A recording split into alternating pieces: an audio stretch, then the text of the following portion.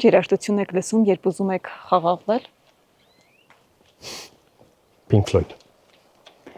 Ձեր մասին որ առասպելն է զվարճացնում։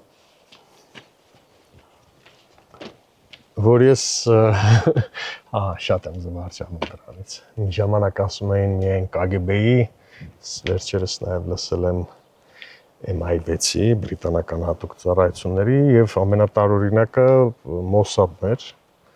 Ոչ միայն զվարճացնում է, ես ասում եմ, եթե ես իմ ազգային գծի մեջ շարունակում եմ մնալ, բայց միաժամանակ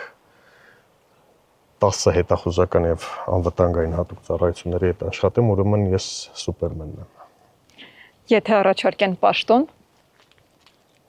Այս իշխանությունը։ Եվ։ Այս իշխանության դեպքում ոչ մի դեպքում,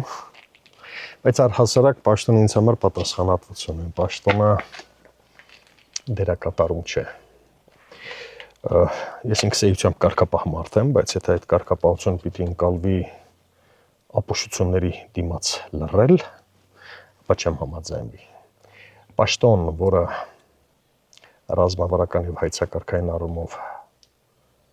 լծակներ կստեղծի իրական փոփոխության, ապա կքննարկեմ, բայց հերթական համարը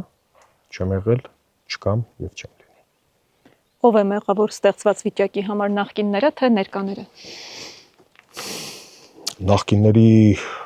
քաղաքական գործունեությունը միարժեք գնահատել հնարավոր չէ, որովհետև եղել են եւ թերություններ, եւ լավ կողմեր, եւ